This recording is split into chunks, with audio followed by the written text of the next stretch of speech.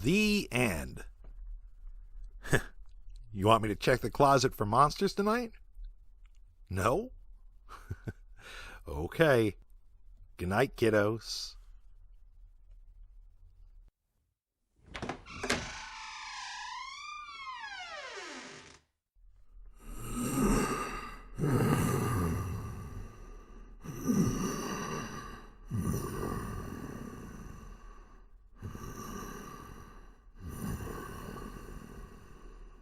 Ready for your real bedtime story, kiddos?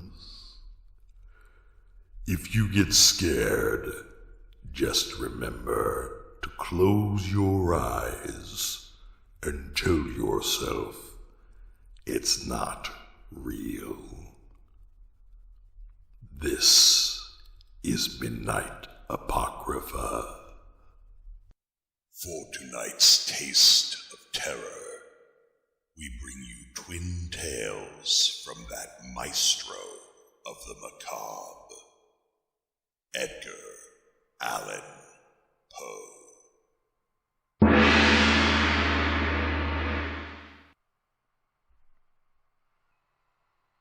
Silence, a Fable, by Edgar Allan Poe. "Listen to me," said the demon, as he placed his hand upon my head. "There is a spot upon this accursed earth which thou hast never yet beheld, and if by any chance thou hast beheld it, it must have been in one of those vigorous dreams which come like the simoon upon the brain of the sleeper who hath lain down to sleep among the forbidden sunbeams. Among the sunbeams, I say, which slide from off the solemn columns of the melancholy temples in the wilderness. The region of which I speak is a dreary region in Libya, by the borders of the river Zaire, and there is no quiet there, nor silence. The waters of the river have a saffron and sickly hue, and they flow not onwards toward the sea, but palpitate forever and forever beneath the red eye of the sun with a tumultuous and convulsive motion. For many miles on either side of the river's oozy bed is a pale desert of gigantic water lilies. They sigh one unto the other in that solitude, and stretch towards the heaven their long, ghastly necks, and nod to and fro their everlasting heads. And there is an indistinct murmur which cometh out from among them like the rushing of subterrene water, and they sigh one unto the other.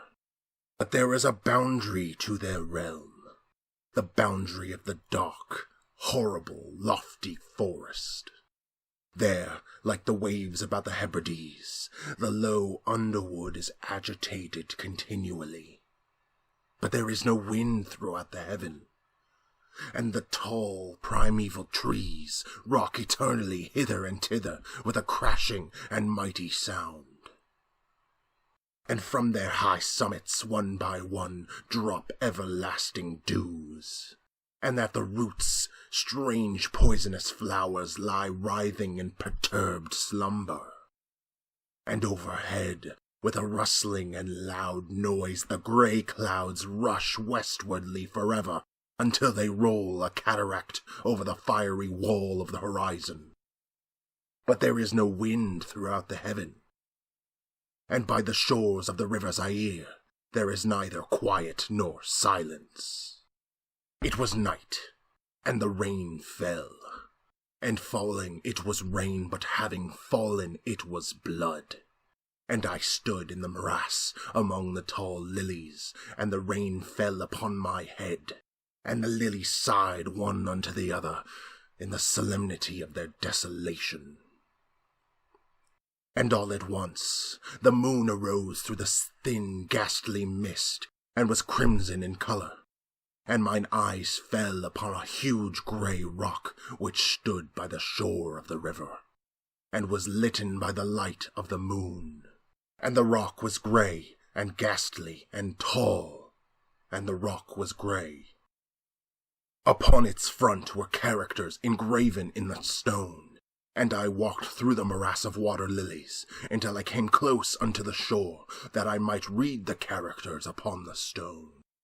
but I could not decipher the characters. And I was going back into the morass, when the moon shone with a fuller red, and I turned and looked up again upon the rock, and upon the characters, and the characters were desolation.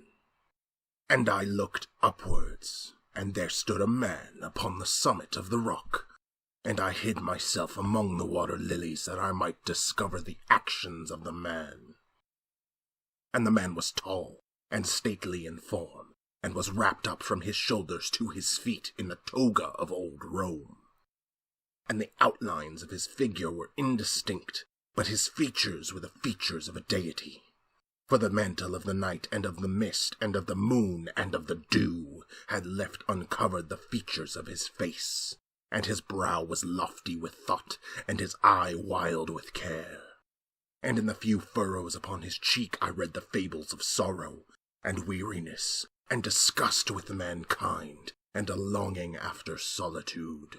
And the moon shone upon his face, and upon the features of his face, and oh, they were more beautiful than the airy dreams which hovered about the souls of the daughters of Thalos. And the man sat upon the rock, and leaned his head upon his hand, and looked out upon the desolation. He looked down into the low, unquiet shrubbery, and up into the tall primeval trees, and up higher at the rustling heaven, and into the crimson moon. And I lay close within the shelter of the lilies, and observed the actions of the man. And the man trembled in the solitude, but the night waned, and he sat upon the rock. And the man turned his attention from the heaven, and looked out upon the dreary river Zaire, and upon the yellow ghastly waters, and upon the pale legion of the water lilies. And the man listened to the sighs of the water lilies, and of the murmur that came up from among them. And I lay close within my covert, and observed the actions of the man. And the man trembled in the solitude, but the night waned, and he sat upon the rock. Then I went down into the recesses of the morass, and waded afar in among the wilderness of the lilies, and called unto the hippopotami which dwelt among the fens in the recesses of the morass. And the hippopotami heard my call, and came with the behemoth unto the foot of the rock, and roared loudly and fearfully beneath the moon. And I lay close within my covert, and observed the actions of the man. And the man trembled in the solitude, but the night waned, and he sat upon the rock.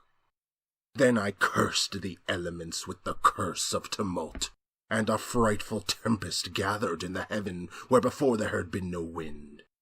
And the heaven became livid with the violence of the tempest, and the rain beat upon the head of the man, and the floods of the river came down, and the river was tormented into foam, and the water lilies shrieked within their beds, and the forest crumbled before the wind, and the thunder rolled, and the lightning fell, and the rock rocked to its foundation.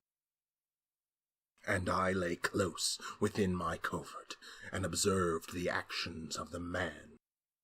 And the man trembled in the solitude, but the night waned, and he sat upon the rock. Then I grew angry, and cursed with the curse of silence, the river, and the lilies, and the wind, and the forest, and the heaven, and the thunder, and the sighs of the water lilies. And they became accursed, and were still.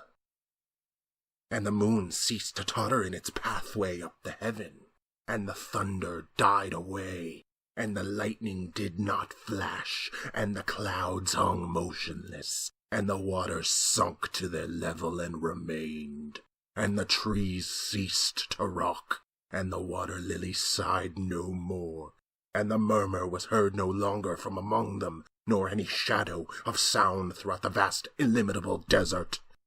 And I looked upon the characters of the rock, and they were changed, and the characters were silence.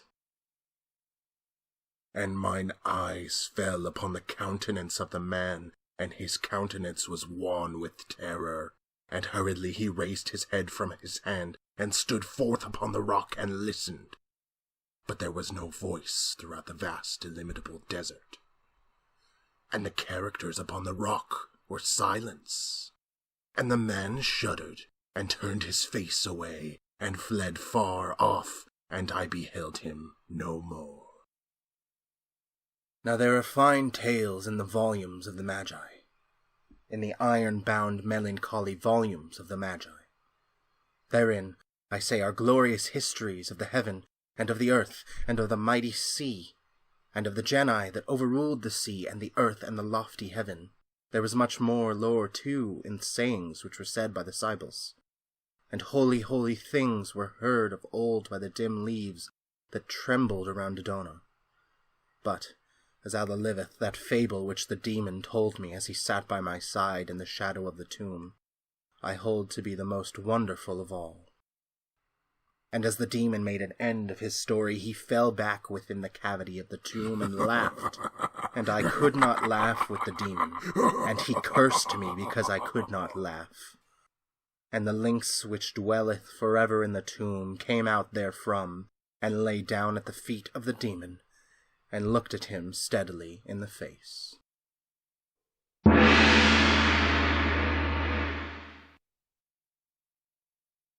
Shadow, a Parable, by Edgar Allan Poe. Ye who read are still among the living, but I who write shall have long since gone my way into the region of shadows. For indeed strange things shall happen, and secret things be known, and many centuries shall pass away ere these memorials be seen of men. And when seen there will be some to disbelieve, and some to doubt, and yet a few who will find much to ponder upon in the characters here graven with a stylus of iron.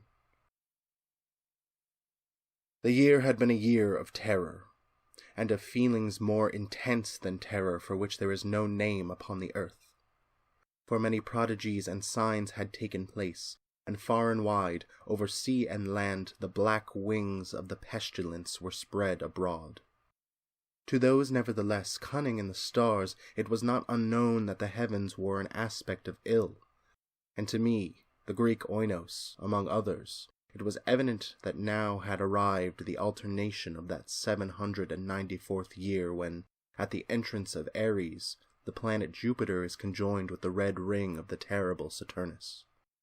The peculiar spirit of the skies, if I mistake not greatly, had made itself manifest, not only in the physical orb of the earth, but in the souls, imaginations, and meditations of mankind. Over some flasks of the red Chian wine, within the walls of a noble hall, in a dim city called Ptolemais, we sat at night, a company of 7. And to our chamber there was no entrance save by a lofty door of brass, and the door was fashioned by the artisan Corinnos, and, being of rare workmanship, was fastened from within. Black draperies, likewise, in the gloomy room, shut out from our view the moon, the lurid stars, and the peopleless streets. But the boding and the memory of evil, they would not be so excluded. There were things around us and about of which I can render no distinct account, things material and spiritual, heaviness in the atmosphere, a sense of suffocation, anxiety, and above all, that terrible state of existence which the nervous experience when the senses are keenly living and awake, and meanwhile the powers of thought lie dormant. A dead weight hung upon us. It hung upon our limbs, upon the household furniture, upon the goblets from which we drank, and all things were depressed and borne down thereby, all things save only the flames of the 7 iron lamps which illumined our revel.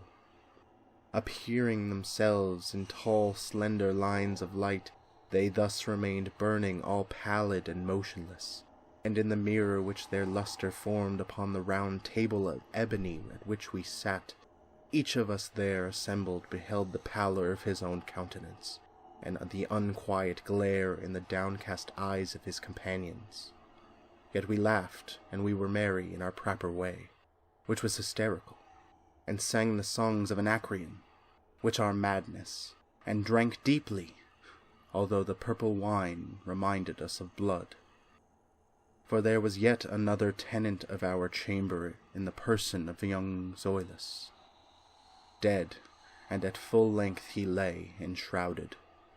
The genius and the demon of the scene. Alas, he bore no portion in our mirth, save that his countenance, distorted with the plague, and his eyes, in which death had but half extinguished the fire of the pestilence, seemed to take such interest in our merriment as the dead may haply take in the merriment of those who are to die. But although I, Oinos, felt that the eyes of the departed were upon me, I still forced myself not to perceive the bitterness of their expression, and, gazing down steadily into the depths of the ebony mirror, sang with a loud and sonorous voice the songs of the son of Teos. But gradually my songs they ceased, and their echoes, rolling far off among the sable draperies of the chamber, became weak and indistinguishable, and so faded away. And lo, from those sable draperies where the sounds of the song departed, there came forth a dark and undefined shadow, a shadow such as the moon when low in heaven might fashion from the figure of a man. But it was the shadow neither of man nor of God, nor of any familiar thing. And quivering a while among the draperies of the room, it at length rested in full view upon the surface of the door of brass. But the shadow was vague, and formless, and indefinite, and was the shadow neither of man nor God, neither god of Greece, nor god of Chaldea, nor any Egyptian god. And the shadow rested upon the brazen doorway, and under the arc of the entablature of the door, and moved not, nor spoke any word, but there became stationary and remained. And the door whereupon the shadow rested was, if I remember aright, over against the feet of the young Zoilus enshrouded. But we, the 7 there assembled, having seen the shadow as it came out from among the draperies, dared not steadily behold it, but cast down our eyes, and gazed continuously into the depths of the mirror of ebony. And at length I, Oinos, speaking some low words, demanded of the shadow its dwelling and its appellation. And the shadow answered, I am the shadow, and my dwelling is near to the catacombs of Ptolemais, and hard by those dim plains of illusion which border upon the foul corroded gap. And then did we, the 7, start from our seats in horror, and stand trembling and shuddering and aghast, for the tones in the voice of the shadow were not the tones of any one being, but of a multitude of beings, and varying in their cadences from syllable to syllable, fell duskily upon our ears in the well-remembered and familiar accents of many thousand departed friends.